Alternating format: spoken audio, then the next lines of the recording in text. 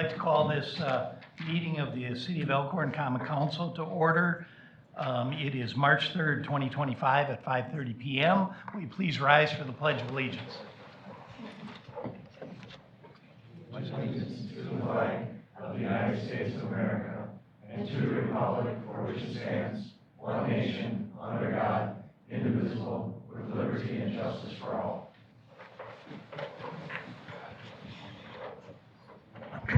Roll call, please. Tim Shorta, Here. Peter Harvey, Here. Gary Payson Jr., Here. Ron Dunwoody is absent, Scott McClory, Here. Ken Minell, Here. Kurt Harkness. Here. Do we have anyone here tonight for public comment? Would anyone like to be heard? Yes, we have someone. I'm going to read the little paragraph I have here, and then if you'd come up to the podium and give your name and address. And then you get 3 minutes to speak. Public comments are limited to 3 minutes each. The public may speak on any item of city concern, whether or not the topic is included on this agenda. However, if the topic does not pertain to an item listed on the council agenda, the council is not permitted to address or discuss the matter during this meeting. Under open meeting laws, the council must notice an item on the agenda to allow discussion on that matter. If the council is not permitted to discuss your concerns, your comments will be considered and may be placed on a future agenda for further discussion. You're up. Okay, this is all questions probably pertaining to later to the Cook property, the Newman development. So hopefully it'll be answered later. Maybe it's a better time to comment then. My questions being, her name is Sam Brummel from Elkhorn 5664, State Road 11. We own various properties around the city and perimeter. But my questions is, if this TID is to be approved, when are the taxpayers notified of this? And was it beforehand? Because I had never received any notification about this. I just randomly heard some talk on the street about it. And then the other question is, it talks about 70% of these funds being earmarked towards the Newman property or the Cook property, but the other 30% for some other possible 2 or 3 identifications projects, and I wonder what those are, if they are discovered yet. And then also is, I guess, why does the property why not annexed property, and why it has to be 3 years at least, the way I read it, to be included in that project fund. And then the other one is the boundaries. How was the boundaries chosen? The way I read it also was 25% at its completion has to be retail, so not 25% more or new retail, just existing. And it seems like it was conveniently located along whatever street that is, but that includes last property, all of that along there. So you already are meeting that 25% retail. And then I guess the other thing is, without having an ETZ in place with the town of Sugar Creek, does that half-mile radius outside of this TID, is that a way of basically creating a synthetic, we'll say, ETZ, and then you'll be able to dictate what's done in that circumference? And then the other, or last question I guess I really have is, does any other city or municipality participate in these TIDs for a residential development? Because in the prior, it seems like they were dead set against this. And I would love to, it's probably a question, I'd love to hear the last city attorney and the last city administrator answer these questions, because they were animately against all of that and prior, and they always wanted a mix of retail, commercial, multifamily, and single family. And I know we've already approved enough multifamily on the Jones property for the next 40, 50 years. So is this the only way of enticing single family and making that affordable or economically affordable for a developer to do single family? And is this going to set a precedent for the city for any developments going forward? Okay. Well, thank you for your questions. We'll be discussing that issue later. We'll hope you get some answers. Okay, great. Okay. Thank you. You bet. Would anyone else like to be heard? Anyone else for public comment? We'll close public comment and go to the consent agenda. We've got 3 items on the consent agenda. Does everybody see those? Would anything like to be separated, or can we do them all together? I have no issue. All together. I'd look for motion. I'll make a motion to approve the consent agenda as listed. Second. A motion and a second. Any discussion? All in favor? Aye. Opposed? The consent agenda passes. The next thing we have is a presentation. We have a certificate of recognition to Glenn Boyd, who you'll see sitting out here. He's going to turn 100, I believe it was March 11th, I heard. Is that the correct date? And he's a World War II veteran, having served in the Asian theater in China, Burma, and India. So this is a big deal. We all respect your service so much. I've got a plaque here for you, and you stay where you are. I'll come around. This certificate is proudly awarded to Glenn Boyd. It's given to Glenn for his 100th birthday and his recognition of his service in World War II.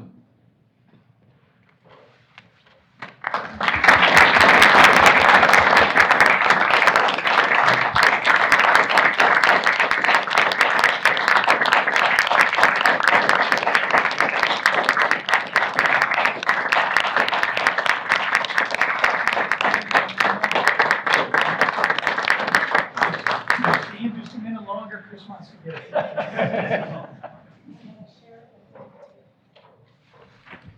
Thank you. You want to hold the certificate up, Tim? Hold the certificate up? Oh, yeah, sure. Here, let me. Here you go. Yeah.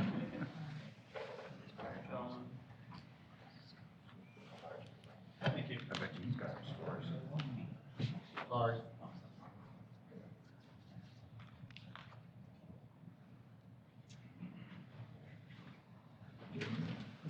Here you go.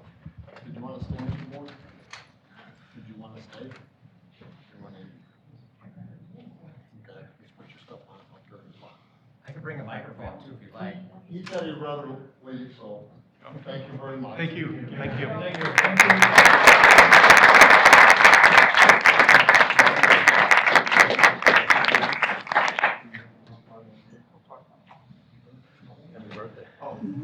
Mr. Mayor, I know if you're out and about on NN, this Saturday from 1 to about 3 o'clock, we are having a birthday party at the Veteran Service Office, that building there.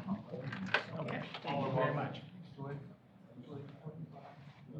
And it's 12:45, the parade, from around the firehouse area out to NN. Thank you, folks. You bet, thank you.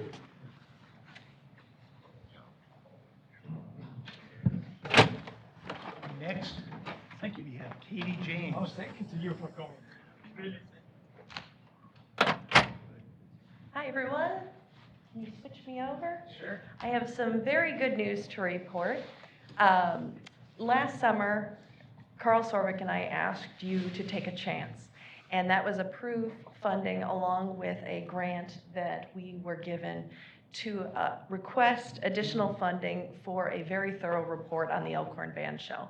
Because me as the grant writer and Carl as the recreation director needed 2 pieces of information in order for me to seek outside funding sources to preserve it. The first question was, why is this thing so special? We know it is very special, but we needed to know the why. And the second question was, how can we preserve it, and how much is that going to cost?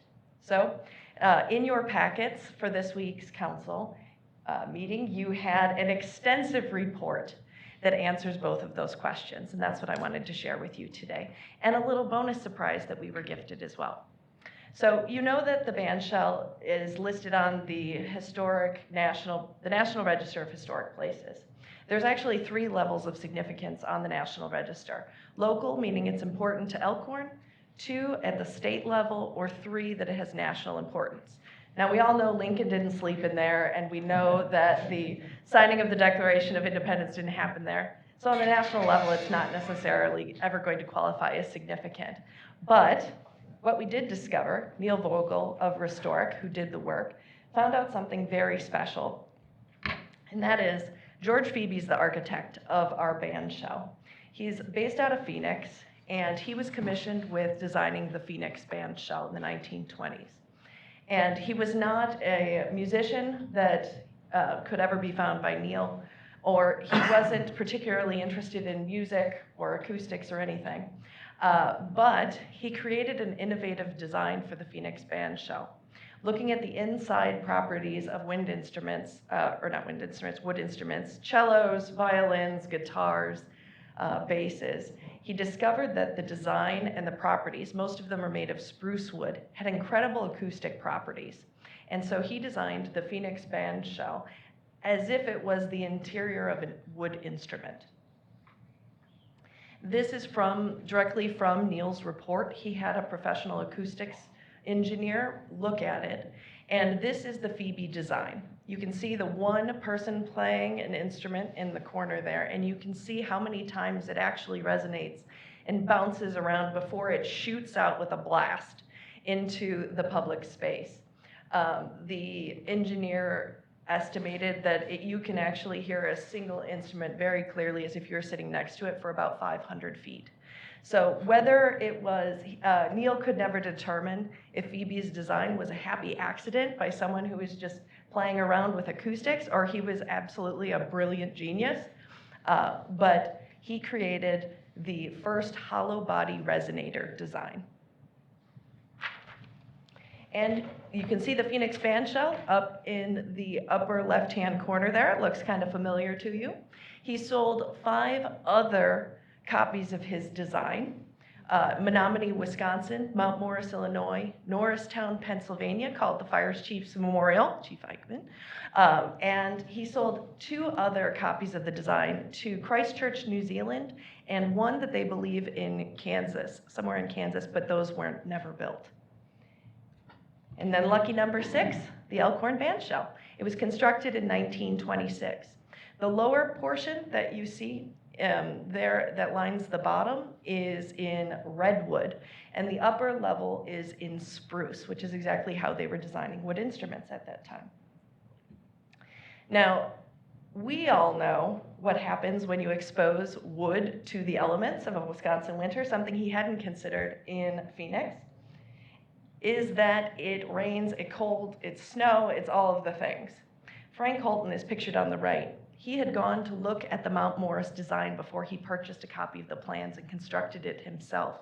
And he noted at that time that it was missing a very important element, and that was a way to protect the resonator. So you can actually see there a little bit. In 1926, he modified Phoebe's design and put a rolling tarp that ran across the front to protect it from the Wisconsin and Elkhorn winters. The other band shells weren't so lucky. The Phoenix band shell was raised not long after it was constructed. Menominee, Wisconsin was raised in 1957. The upper right-hand corner, the one that Frank Holton actually went down to see, as you can tell, it got stripped of its resonator and is just a hollow frame now. And the Norristown, PA did have its resonator. Someone in Pennsylvania was as smart as Frank Holton at the time, but it was actually destroyed by an arsonist last summer. And what that means is that the city of Elkhorn has the last and final hollow body resonator Phoebe design in the United States of America. This was critical information for us to find, and our friends at the Wisconsin Historical Society agreed and said, this isn't just significant for the city of Elkhorn, this is significant for the entire state of Wisconsin. The fact that this is sitting in our backyard, we always knew it was special, but we just needed the information to prove it. And Dinah Petkunis and her team, she is the State Historic Preservation Officer, really advocated on our behalf to elevate its status for the state of Wisconsin. And Carl and I, on February 21st, along with Carol Cartwright, who for pro bono, who works for the Historical Society, she actually assembled our first report to get it on the register as for local significance. She took it on for free for our city, in order to elevate its status. So you have to go, you have to make an additional argument to the Historic Preservation Board for the state who acts on behalf of the National Park Service and let them know the information, either for cultural reasons or architectural reasons. And Carol fought like a champion for us for architectural reasons. And at the end of the meeting, it was unanimously approved. This is us with Dinah Pencunis. After it was approved, you can tell we're really happy. So this is our hollow-bodied resonator, George Phoebe designed band shell. The last and only one known in the United States. That doesn't mean that we have the only hollow-body resonator, though. Our neighbors to the north in Marshfield in the early 1930s had a military band who came down because they heard how amazing Frank Holton's band shell was. They came to check it out and they loved it. And 5 years later, they constructed their own design, which it looks remarkably similar to ours. Now, you know, and I know, I can take the blueprints of a Frank Lloyd Wright house, I can take Taliesin and construct it in our backyard on Evergreen. That does not mean I have a Frank Lloyd Wright house. It just means I have a very similar design. So the Marshfield band shell, while it looks remarkably like a Phoebe, it talks like a Phoebe, it has acoustics like a Phoebe, will never be a Phoebe. The report also shared extensive findings regarding the, let's say, the wear and tear over the years. It has been well loved and used over the years, and it does need some maintenance. The report contains about 3 pages. This was the other sense. This is the what we need to do to preserve it for another 100 years. Because I was really looking for a long-term sustainability plan. Because I'm not looking for Band-Aids anymore. I want to fix it and correct the issue. We'll talk about that shortly. But I just wanted to give you an update on the status, let you know the significance of what we now have and our need to preserve it for the next generation. The Jeffers Family Foundation was the organization that halvesies with us to get that report done by Restoric. Thank you to you guys and to the Wisconsin Historical Society for allowing us to learn about this valuable history. Any questions? Good job. Wasn't me, Well, but. I mean, it's a good, well, it's like you threaded the needle, you know, Mhm. you got the last one. I mean, if you hadn't been inquisitive and asked questions, people would probably say, I don't know. Yep. What are our plans when it gets restored during the winter months? Are we gonna have some kind of a rolling garage door type thing? Because certainly just pulling a little tarp over the top, it's not gonna work. Right, Frank Holton recognized that right away. And the folks in the 90s did a great job of including the garage door, the overhead door to protect it as well. What we need to talk about is how that door has gone on to potentially be damaging to the structure, and we need to figure out a new plan. But Neil's report has several options for us and several concepts to make sure that we can uphold the band shell and make sure that the resonator, even when it drove down the road to its current location, it was in the center of town originally. I can't believe that the Phoebe design, it traveled on the back of 2 pickup trucks, made it to its poured foundation, went there, and it still has perfect acoustics. It's absolutely baffling to me that that was able to be achieved not once but twice. So we really do have a treasure, and we need to figure out a way to preserve it. And there are costs associated with that, as you can imagine. Yeah. Yep. Thank you. Yep. Thank you, Katie. What is that? Oh, yeah. Next is a mayor's report. I really don't have anything, although I did want to comment that I've been sitting around here 15 plus years, and I know Scott is 25 years or thereabouts. I've never seen a standing ovation that Mr. Boyd got. It was well deserved. So, Adam, City Administrator. We will start off, just a quick introduction. As an FYI, Nate Steffen, our new water superintendent, is actually sitting in the audience. For those of you who don't know, that was a small wave, Nate. I don't know if you want a bigger wave. There you go. All right. So Nate, your water superintendent. Nate worked for the city previously, back in 2021 and prior, 18 to 2021. Yep. So Nate is back. Just want to let council know that we did reach out to the towns of Sugar Creek, Lafayette, and Geneva about trying to have that joint meeting. They indicated they would like to wait to meet until after the April 1st elections. So I know, thank you to Rebecca, she was trying to coordinate that. Chief Eichmann will be going this week, next week, to pick up tomorrow, okay. To pick up the, to inspect the fire aerial ladder truck. Once he inspects it, assuming it's okay, then he'll have to go get decaled. So we won't actually have it for probably 1 to 2 weeks. Yep. So, working on the petition for the railroad crossing for Getson, just trying to get a final review from our city engineer as well as a few other people before we get that submitted. We just got the engineering info we needed from the developer for that. The bypass project for Centralia, pre-con meeting this March 6th. The goal is to get, right now, tentatively the start date's March 17th, assuming that the supplies come in by that point. And the contractors told us it would be done by March 28th, assuming there aren't any issues with water pressure as part of this bypass. So I did want to just, again, mention that there is going to be a parade for Glenn Boyd. Appreciate Chief working on that, March 8th at 12:45, so we'll be doing it. Chief, do you want to add anything about that? We're just going to be leaving from the VFW and then going around Veterans Park and then seeing them out to Lakeland to where the party or the celebration is going to actually take place. And then just lastly, I just want to, I know Matt has 2 updates, street related. Tomorrow, between 4 and 6, we have a public information meeting for Westward Drive, which is our road reconstruction project for this year. So we sent letters to all the property owners along the corridor.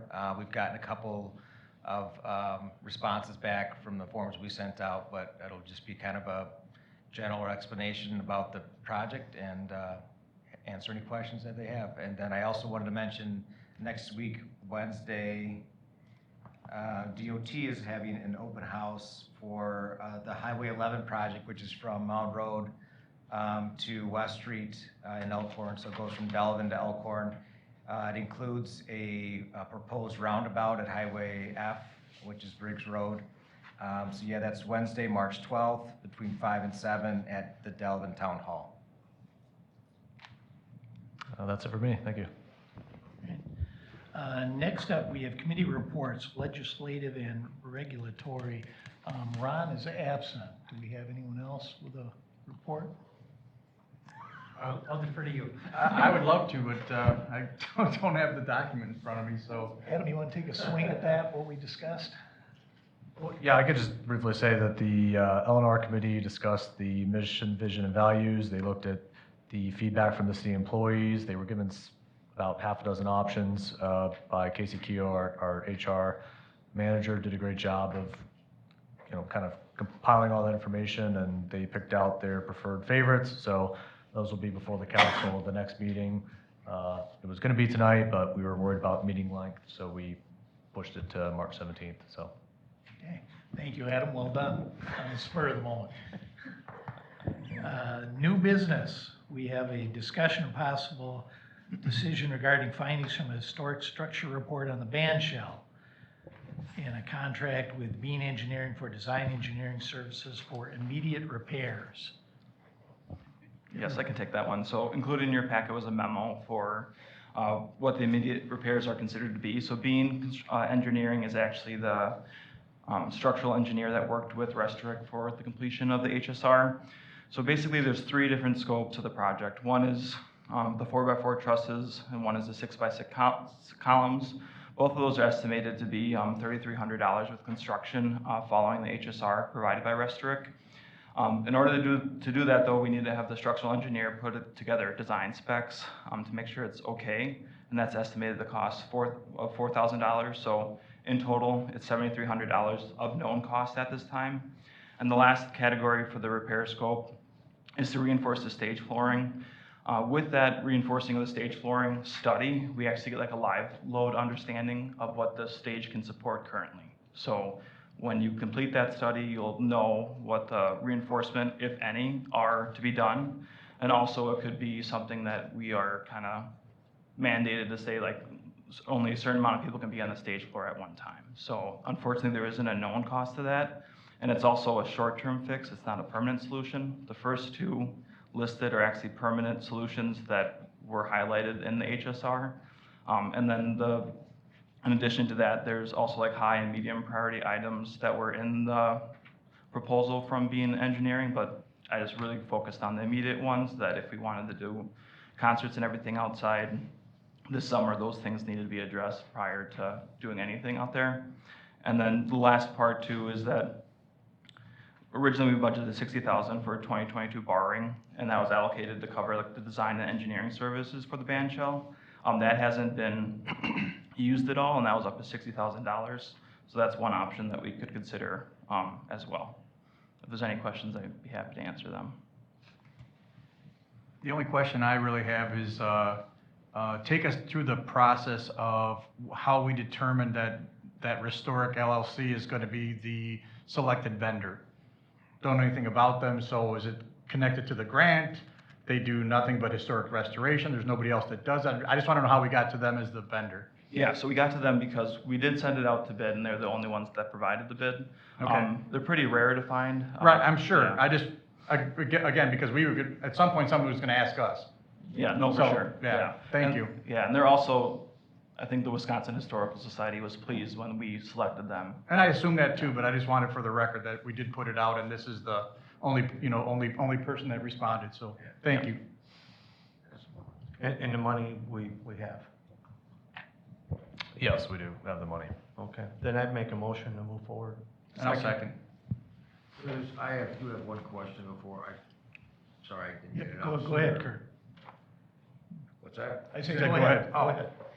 You know, in the documents, it states that because of the damage, we've got an unknown here. Until we tear into it, we're not gonna know, there could be more cost to it. Have you guys tried to nail down as much as you can already? Yeah, so right now we're just focusing on like the immediate repairs.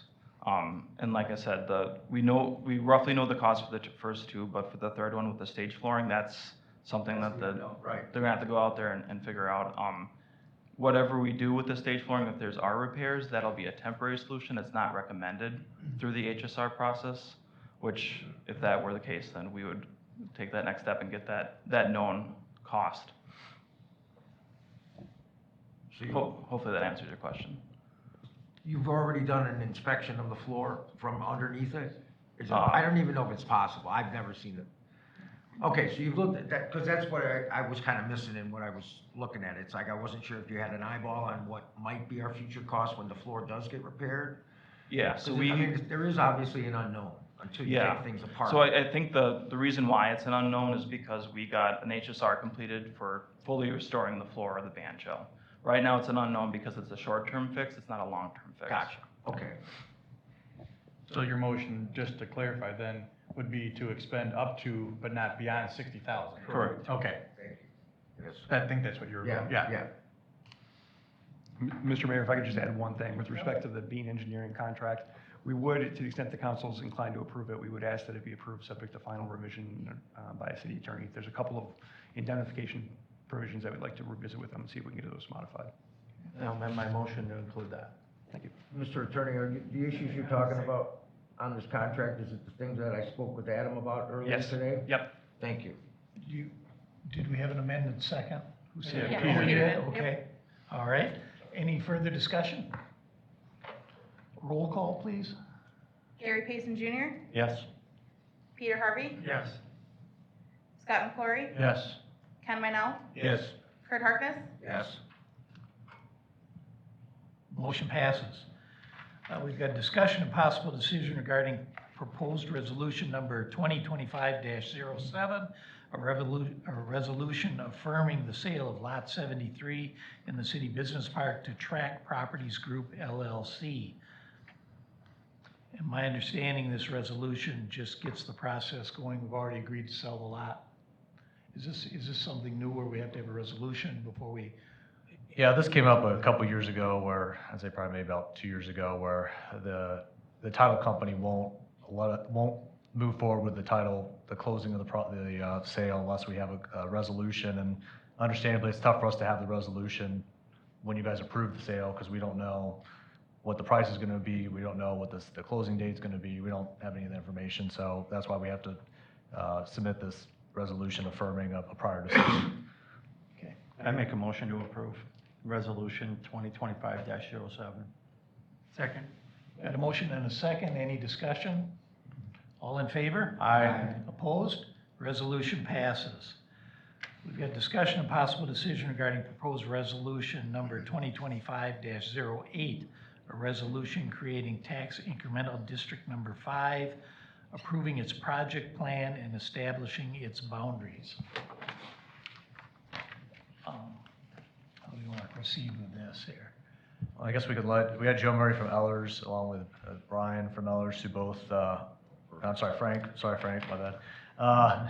We have Frank here as well from Ellers. They were the ones who not only helped compile the project plan, but they're also the ones that did the pro forma on the proposed development that Newman has put forward. So I know one of the big questions in the beginning that the council's had, and certainly the community has, is, are the proposed incentives increment that the developer would get, is that justified? Do they really need it? And that's what that was the pro forma that Frank worked on, and I know the county really appreciated the city paying for that study, paying for that as part of this, and that's the main reason the county did support the project, so they appreciated the council doing that.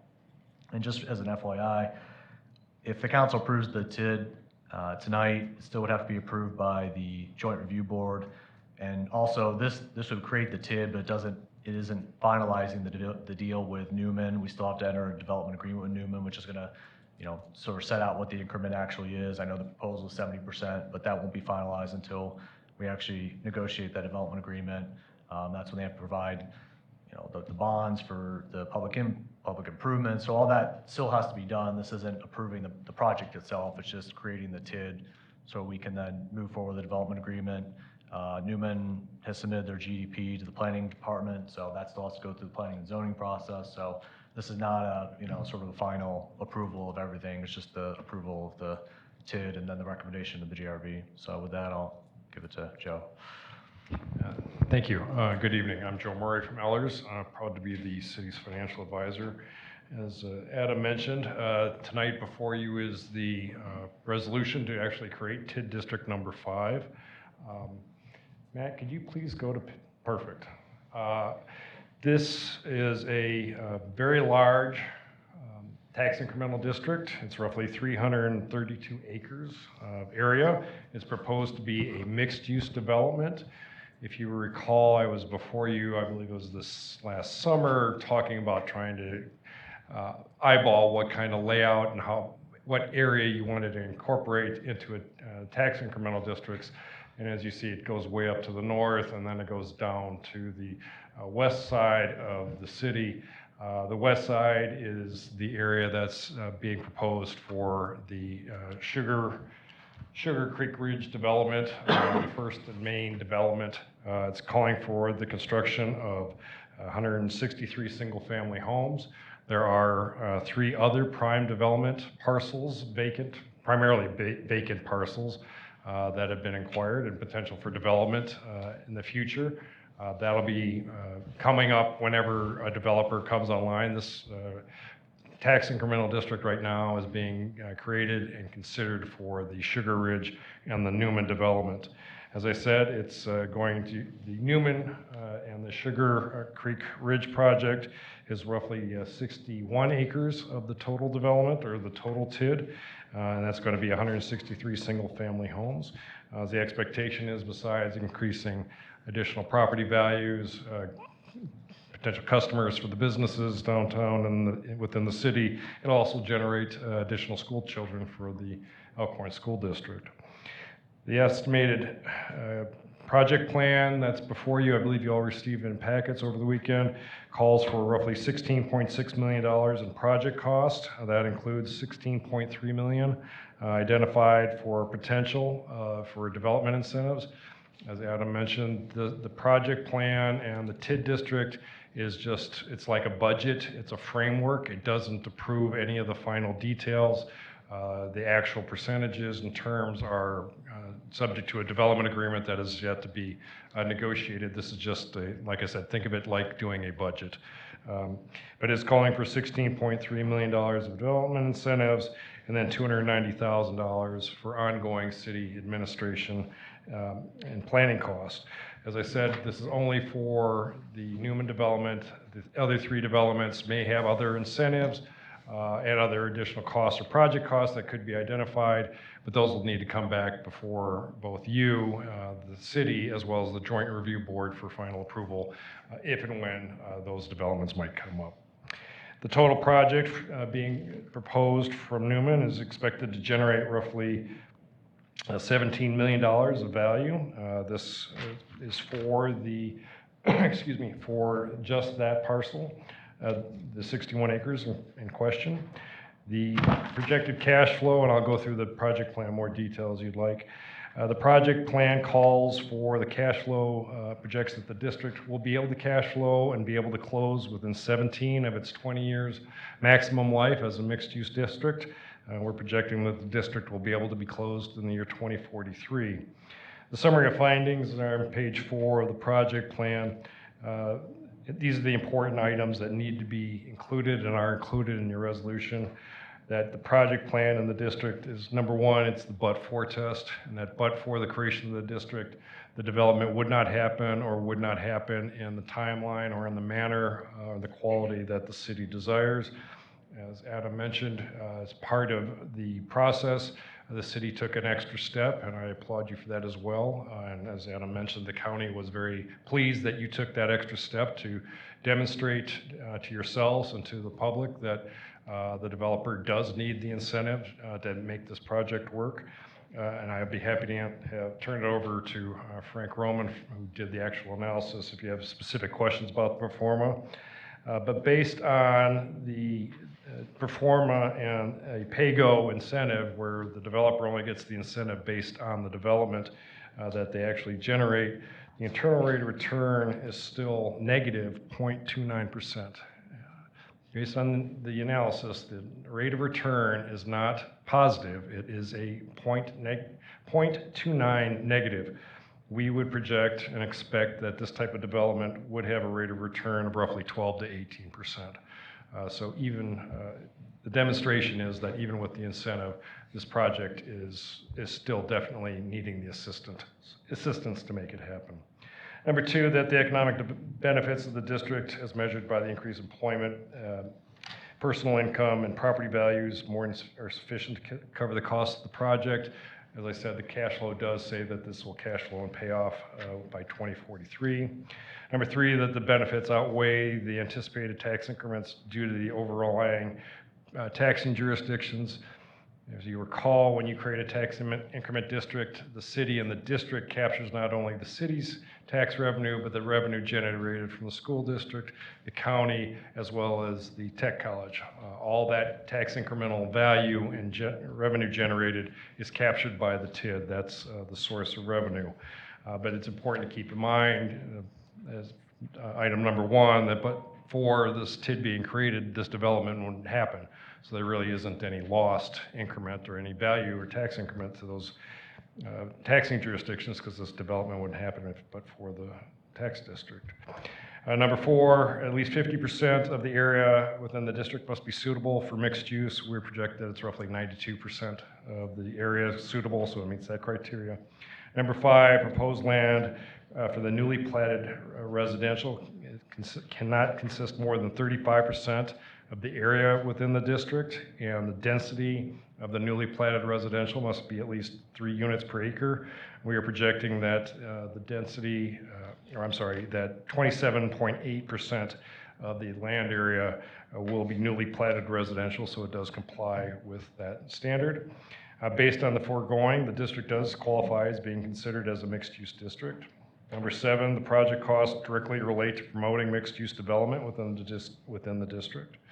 8, improvement made to the district is likely to significantly enhance the value of substantially all the other real property in and around the district. Number 9, the equalized value of the district, as well as the existing tax incremental districts in the village, cannot exceed more than 12% of your equalized value. This is going to put you very close it's going to put you at 11.37%. You'll have capacity for about $7 million of incremental value for 2025 if you wanted to come back with another TID yet this year. Number 10, there are no parcels within the district that have been recently annexed in the last 3 years to have to worry about. Number 11, it's estimated that 25% of the territory is expected to be for commercial business. A lot of that is existing. There is, this, as I said, is just being proposed or being considered for development for the single-family residential. And number 12, that the district is feasible and is in conformity with the city's master plan. As I said, you've got the project plan over the weekend. I'd be happy to go through the whole thing. As I said, one of the things I wanted to highlight is that you are going to be very close to your 12% cap for TID districts for 2025. I'm sorry, it's $7.9 million. So you do have a little capacity if something comes up yet this year, but not a lot.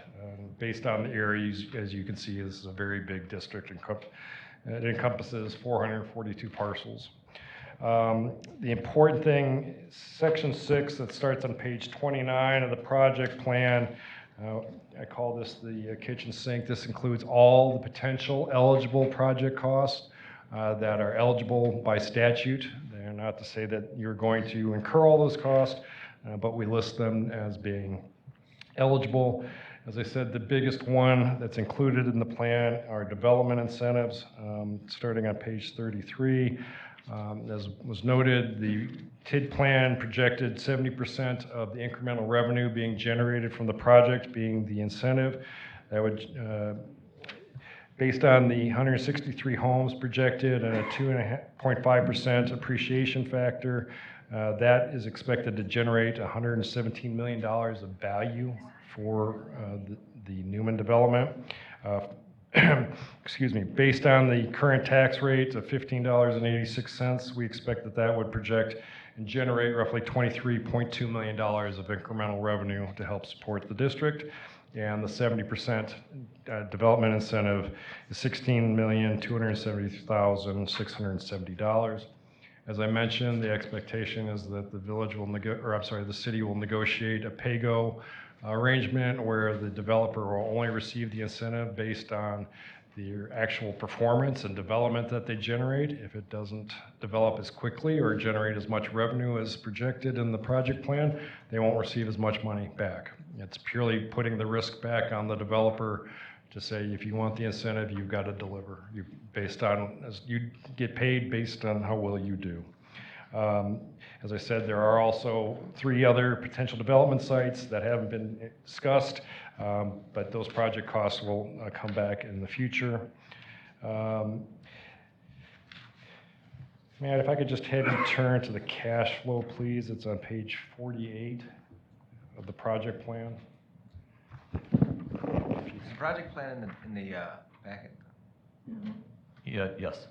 I thought it was. It's table 4, and if you've got it on your, looked at it, cash flow looks like this. It's on page 48 of the It's project 80 in the plan. packet, I think. I don't know what page it is in your packet. Page 80? Page 80 in your packet? Yeah, I think so. Thank you. Oh, that's not it. It's table 4. Table 4, cash flow. Table Yeah, 4 cash I got flow. In the project plan, like I said, I'm not sure where it's at in your agenda packet numbering.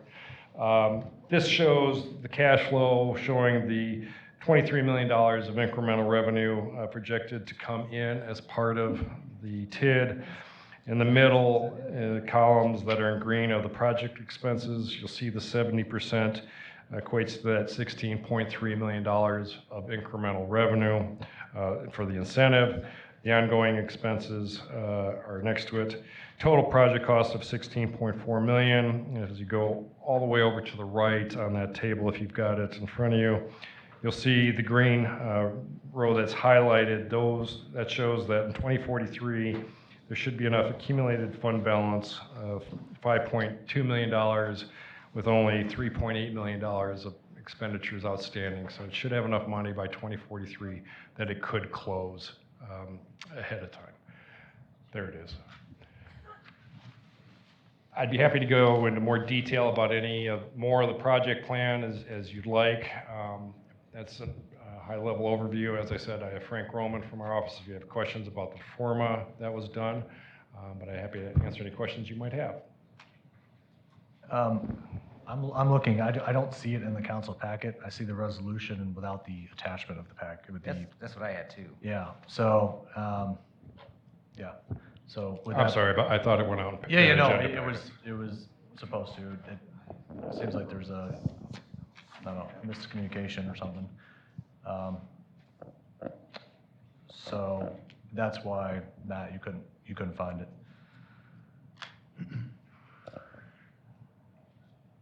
Well, I'm satisfied. I make a motion to approve the resolution. I'll second it. We've got a motion and a second. Are there any questions?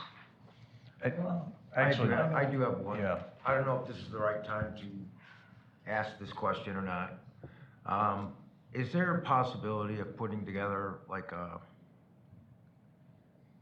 performance bond or something, so where, because looking at the responsibilities to the builders and to the city, there is almost none long term. So the question I have is, is it possible for when we set these up, just like say the Newman District, that somehow we cover the first 10 years after it's completed, any problems come up, we've got some, like a Surrey bond or some kind of performance, tied to performance. So this way, when something happens, and let's say somebody's house is flooding because of it, just as an example, and the city can't pay them because they don't have responsibility. The builder can't pay them because they don't have any responsibility.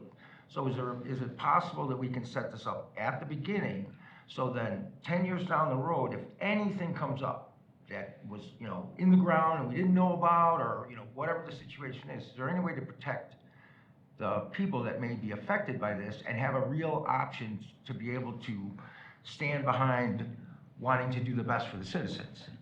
Is that even, am I going down a road that doesn't even exist here? I'll defer to the city attorney, but you can't have a bond for something that just shows up. I mean, there has to be liability or negligence. Maybe bond's the wrong, maybe bond's the wrong thing. Is there any way to cover a window?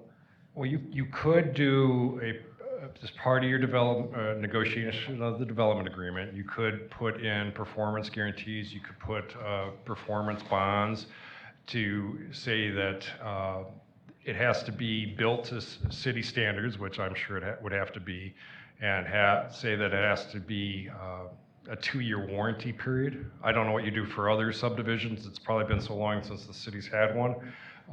But it would probably be after 2 years. They becomes the city's responsibility.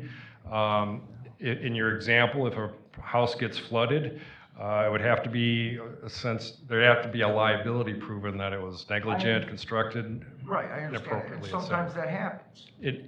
That would be a situation, but you couldn't create a bond that I can think of, and I'll defer again to the city attorney. Well, what was this 2-year thing? Is that something that? It's basically a warranty on the work. So they're gonna put in the infrastructure. So we could ask for a 2-year warranty? Yeah, yep, and that's pretty standard. I'm not sure if you guys do 1 year or 2 years, but there's generally a warranty period that you require that they provide. And is this after it's completed or after it's started? It generally runs from acceptance. So when the city would accept the infrastructure, that would start the warranty period. So when we accept the infrastructure, that means it's completed? Correct.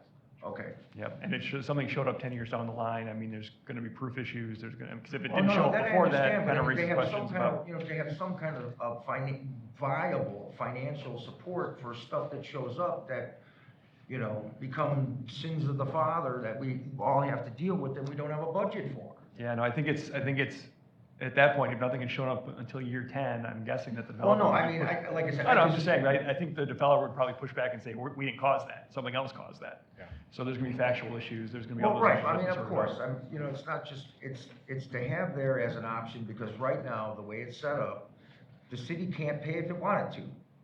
Right. you know, and the same thing with the developer. They're in the same situation. They've got immunity.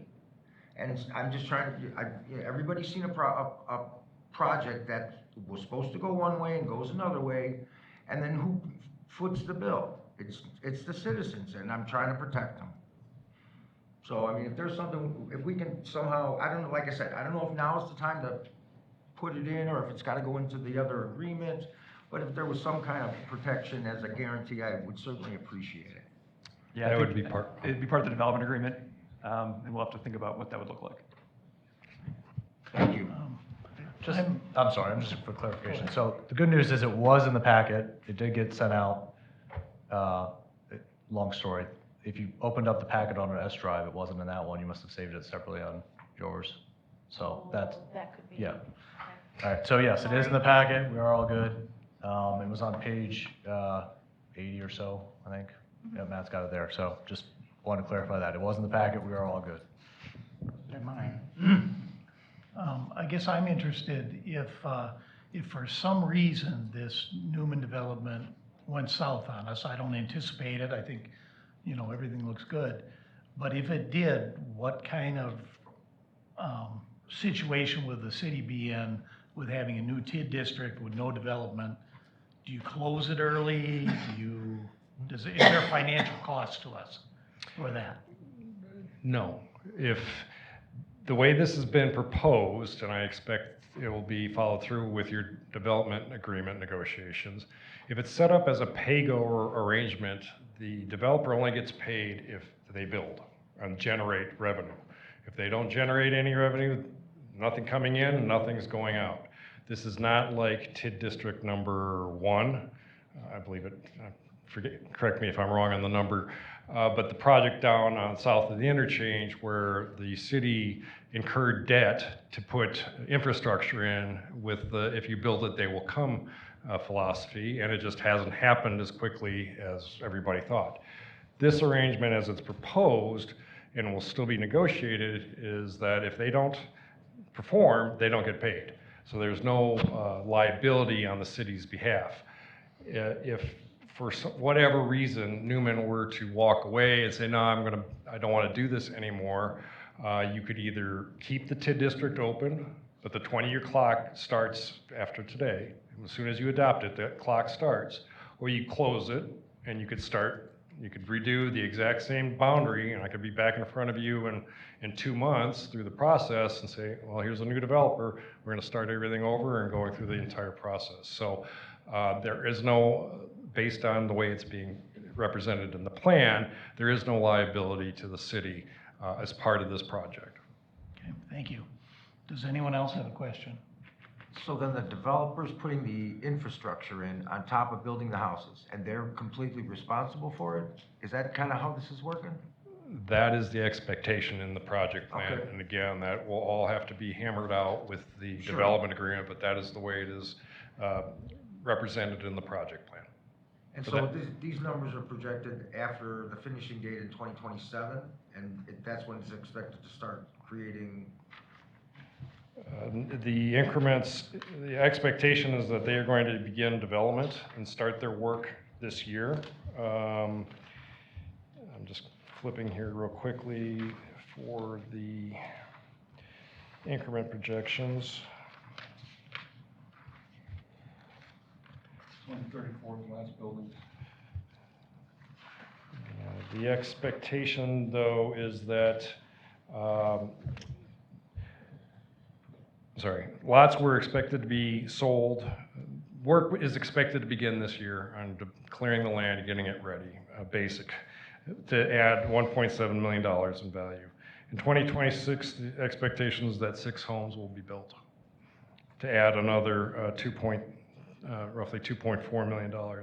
In 2027, 20 more homes would be built, and that would continue on with the final homes, 17 projected to be built in 2034. So it's roughly a 9-year build out for the 163 units. But the increment will start after they start making any improvements. If they start this year, revenue will start being collected in 2027. Thank you. Thank you. And just for clarification, when Joe was talking about the negative rate of return, he's talking about the rate of return that they get on the infrastructure costs. So the $16 million that they potentially would get of increment from the city would just barely cover the cost of their infrastructure. So the profit they would make and would have to be off of the houses themselves. So just when you hear about the negative rate of return, that's what Joe's referring to on that. So So they're losing money to do this job? they're Break even. even with the incentive from the city, they're basically barely covering the cost of their infrastructure. That's what it means, yeah. So does that, it was what, 12 to 18% was the normal, wasn't that correct? Are we gonna have to come up with that 12 to 18% there? No. Still, okay, No. good. And just, Joe, can you explain where of these, if the developer gets 70%, where does the remaining 30% of that increment go? Okay, yeah, yes, the proposal is 70% of the incremental revenue would go back to the developer as the incentive. That other 30% would be kept in the TID district and would be available for other TID eligible projects.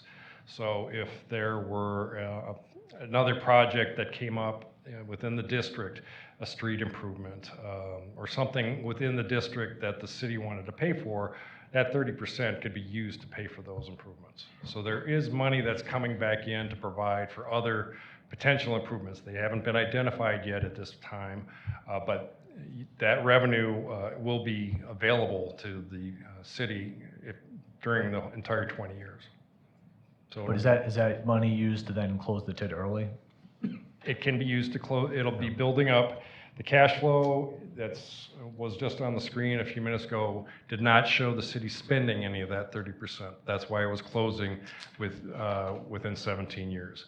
If you wanted to add projects, that would add the expenses and that would push the closure date out. But as you see in the green on the screen, in 2043, it's projected that there'll be about $5.2 million of revenue built up as fund balance within the district, and there would only be about 3.2 million, I think it said, for outstanding incentives projected, or 3.8 million outstanding to the developer as part of the projected development agreement. So that would mean there'd be about $1.4 million left that you could close, and that $1.4 million at closure, if there are no other project expenses, would then be split and shared amongst the overlying taxing jurisdictions. So you would get about 20%, the school district 20%, the county, whatever the percentages are that year it closes, they would get whatever the fund balance is left would be divvied out to all those taxing jurisdictions. And we can use that money, like you said, repairs inside of that district. You can use it for improvements within the district or within a half a mile, or if within a half a mile, if they benefit the district. It has to be something that, it can't be something totally out of left field, but if it's a street improvement that will help provide access to the development or to the TID district, that would be eligible. But that would, there was a question in the audience earlier, that's only within the city. You can't spend money outside of the city district. That half mile doesn't, even though it is, the half mile would be in the townships, you can't spend the TID money outside of the TID district that's outside of the city. I guess just lastly, Matt, can you real quickly go to page 69 of the packet? So just in terms of the question as to how the boundaries got drawn, Council, you may remember you guys were asked to provide input in the beginning, so that is what we did. The areas shaded green are the areas that we would anticipate potential future residential development. The one on West Market Street at the top being the other main one. Belinsky's shown some preliminary interest in doing a cluster development there. And just one side benefit of this is that you'll see on the south side of the map, the Holton factory actually falls within this TID district, so theoretically in the future, if some development project came along, they could potentially get a project as well. So that's one benefit of the way these boundaries have been drawn. But there are a lot of factors trying to get the residential properties in there, the 35% threshold, the 12% of the equalized value test. Trying to create these boundaries was not easy. So there are a lot of different factors that went into that. And lastly, I'm sure, Joe, you can attest to the fact that communities all across Wisconsin are using TIDs for residential development at this point, that things have changed significantly in the last 5 to 10 years. What was not typically done is now being done quite frequently, so. Correct. Most of the TIDs that are created that come across my desk are mixed-use TIDs, which provide or are intended, as the comment was made, for a mixture of commercial and residential. But most of the development that are happening in those districts is the residential development. That includes single-family homes. If you recall, TID 4, with all the work on the northeast side of the interchange, that's going to mostly be multifamily development that's happening in there. Hopefully that'll get, they moved a lot of dirt. Hopefully they'll start putting structures up on it in the near future. So yes, we see a lot of mixed-use TIDs. A lot of that is for residential development. I can tell you that the proposal for 70% of the increment, I have seen higher. I have seen significantly higher requests and that have been approved by other communities. It purely is up to you to negotiate, and based on the 70%, our performer analysis shows that it basically breaks even, just below for the infrastructure cost. To have it happen, the real money for Newman to generate revenue for their own profit will be from the house construction, building construction.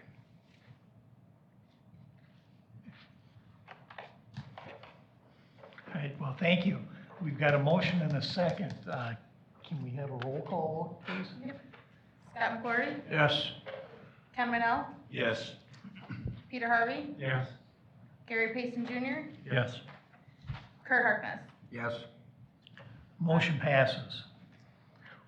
We've got discussion and possible decision regarding grant agreement between the State of Wisconsin Department of Administration and the City of Elkhorn for the Flexible Facilities Program, which is the grant for the library. I'd like to make a motion to approve. I'll second. A motion and a second. Any questions? All in favor? Aye. Opposed? Motion passes. We had discussion and possible decision regarding purchase of fire engine pumper, quotes from Fire Services, Inc. for a Fouts 2024 FB 94 low hose bed pumper and one Fouts 2025 FB 94 low hose bed pumper.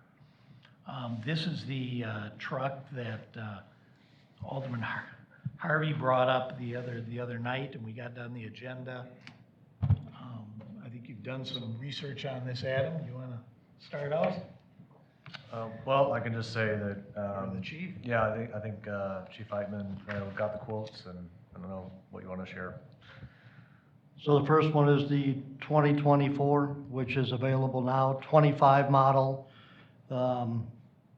We'd be waiting about 6 months for. If we do wait for new tier of emission standards, that will up the price probably anywhere between $60,000 and $100,000 when the new tier of emission standards comes out.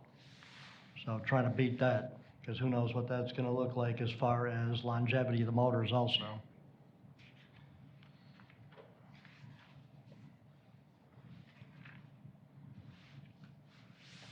This would also allow us to take delivery of a truck, and we wouldn't have to make a payment on it till next year. I know Adam did some research on financing and stuff like that, so I don't know.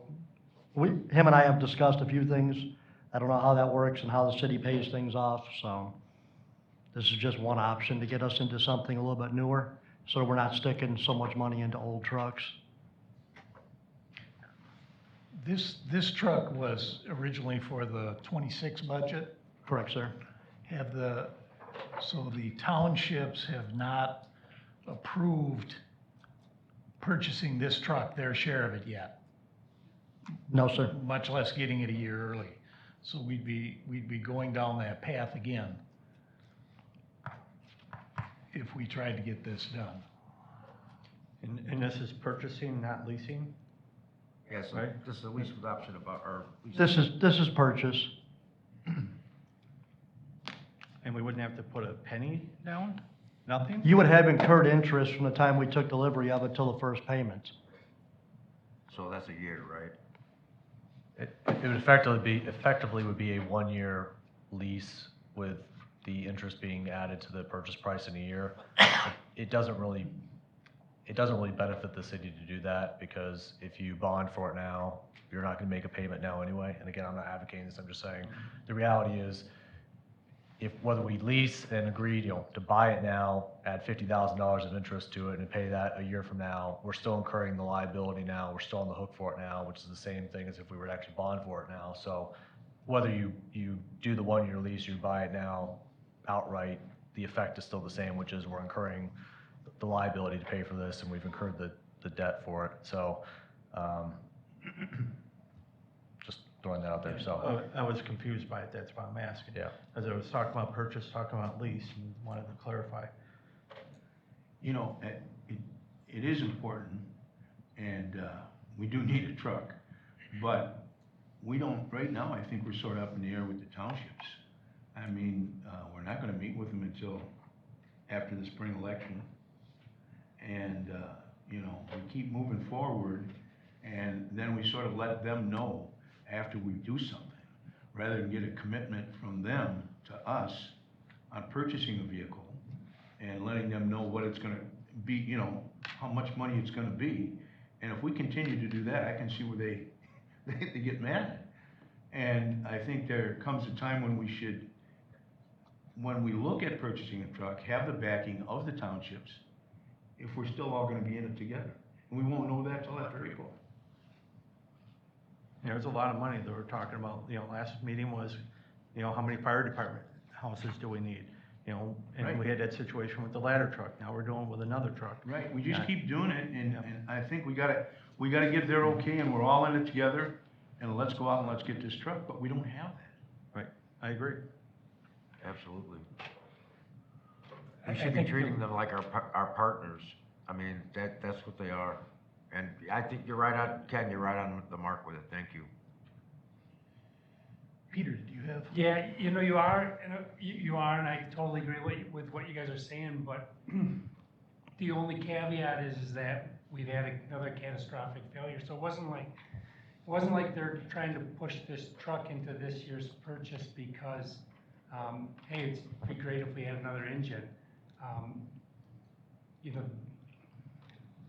These are old vehicles that we're just trying to replace, old broken down vehicles. So. Yeah, and I understand that, but at the end of the day, it's kind of like Big Brother forcing it down your throat and saying, does it taste good?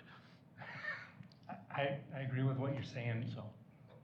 And look at what we went through with the ladder truck when we were just talking about an extra 400 grand. That did not go over well. No. And understandably, so it didn't, I don't think any of us sitting here enjoyed it. So, and we have to answer to all our constituents as well, and they're seeing a lot of money being spent really fast. And their incomes aren't increasing either. So is your recommendation to have the city in some way, shape, or form reach out to the responding townships that we serve in the fire district and get them to see the proposal of what the costs are gonna be and have their town chairman sign the dotted line before we purchase these? Yes, I do. Yeah, That would and then be- come back to the council and say, Come I back got, I to got the my council. I got my buy-in from my partners. Yep, the partners are on board, let's go do it. Yeah. Because there's so many aspects of it, and they've already pushed off till after the spring election, so whoever is on that board now, because again, we're not just talking about a fire truck, we're talking about fire department buildings. We're talking about the whole avenue. It's Right. the whole ball of wax, this isn't just one item, it's everything. All right. Should that be a agenda item when we have the joint meeting in April? Yes. With them, so the firehouse, one item, and then the fire truck. I think we ought to be another item. I think we ought to be talking about the capital vehicles as well as the firehouse to get a better understanding of what we all need moving forward, so they could start planning Right. all together, an actual capital plan on their part, joint effort. Say, okay, we're looking at it, this truck, this truck, this truck, this is what it's gonna cost, and this is when it's gonna hit, so they could start explaining to their constituents what's gonna happen. Absolutely. It's only fair. It should be the whole ball of wax at once, so we can get everybody together to talk about it, from all the ones that are involved. Say, we're talking about fire department buildings, we're talking about engines, we're talking about ambulance, whatever it is we're talking about. Let's get it all on the table. I would think we go ahead with our maintenance program that you're working on now to get the trucks out, get them running to where you can rely on them, I would say. We're going through that really quick, Alderman. I'm getting tires on one truck tomorrow. We'll be over halfway through the $65,000 I was allotted, with more repairs coming, just to Okay. try keeping them on the road. All right, okay, thank you. So where are you feasibly with that? I mean, is it, can we keep the vehicles that we have on the road with that budget? Are we gonna be spending money this year? Are we gonna exceed the maintenance budget? Inevitably, probably yes, to keep them on the road, just to keep them on the road, yes. Well, we're gonna probably exceed the budget, but we're not gonna be spending $900,000. Right. But they're gonna need more money Understand? to, But at the end of the day, anybody that's in this room or looking at this broadcast has not dumped money into something that they'd rather put into something else, but that's all they got. So we've all done it. So unfortunately, it's what we have to do. Do we need a motion to kind of punt this down the road to the April meeting, or how do we? I think it's cleaner that way, yeah. It'll be easier to track. Okay. We need a motion just to, A motion to put it on the agenda for the joint meeting in April. that's it. I'll second. Thank you, Scott. You're welcome. Ventriloquism.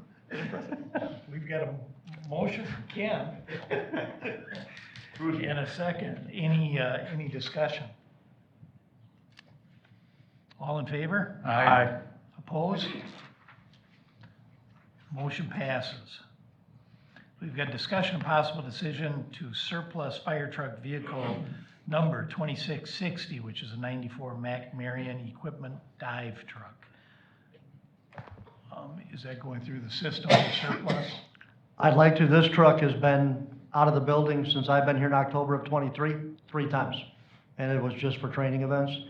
That stuff the items that are on it, right now could be put in a trailer. We could save money on maintenance costs on the truck, insurance on it, and put the equipment in a trailer that can be pulled by a pickup truck for as often as it gets used.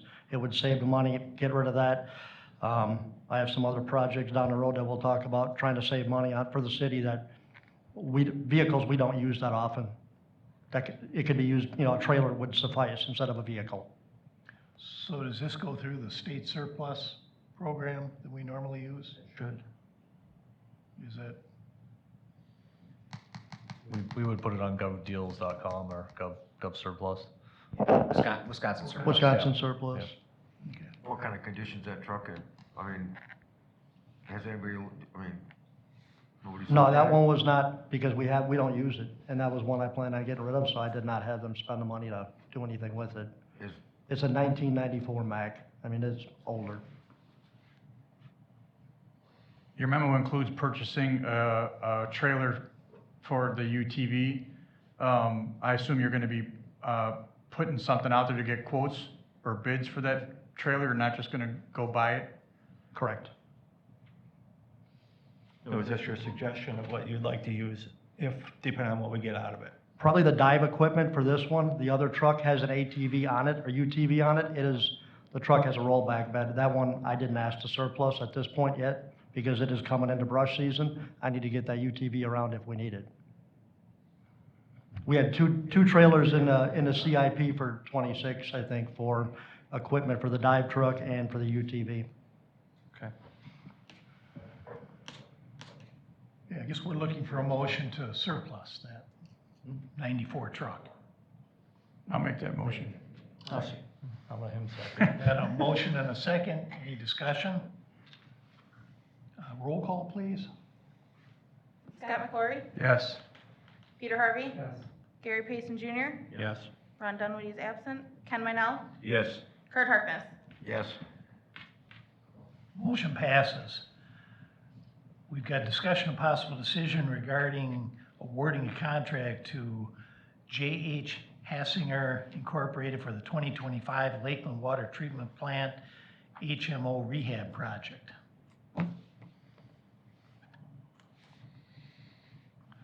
Make a motion to approve. Second. Motion and second, any discussion? Roll call, please. Scott McClory, Yes. Peter Harvey, Yes. Gary Payson Jr., Yes. Ron Dunaway is absent, Ken Minell, Yes. Kurt Harkness. Yes. Motion passes. We've got discussion and possible decision regarding policy for documenting vehicle maintenance and reporting maintenance to the council. I was glad to see that, you know, building off what Matt has done with the Public Works Department, to just ask that, just clarify that this will also state that there's items found defective and will also identify that they're repaired, and if they're not repaired, that it's brought up to that committee. Right? So not only what has been repaired, but what is in need of repair. Correct.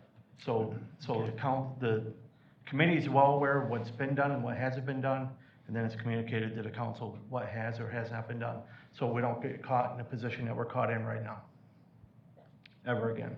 Okay. And I agree with the concept, just the big vehicles, like what was laid out in the council packet. So I would make a motion to approve that policy, if that's what you're looking for, With that addition. with that addition. I'll second. Got a motion and a second, any questions? The only question I have is, because we have excavators, skid loaders, mowers, ball drags, pumps, backhoes, tractors, we obviously trying to get all that looked at the same time with all the other vehicles is gonna be a madhouse. But don't all these, if these vehicles, I'm assuming, get an oil change a couple times a year, the next time these equipment is in, can we get an overview of what condition these other pieces are in, and so we can kind of feed them along instead of having to eat the whole thing at one time? We could, I mean, for the smaller pieces of equipment, you know, a lot of times we're working on them ourselves. If we could change oil, we're changing the oil. Well, no, I understand, but I mean, we're looking for the condition of the vehicle. I'm saying, instead of you doing it at another time, because you can't do it, you're saying you can't do it now, right? Because we've got so much equipment, all you can look at is the trucks, right?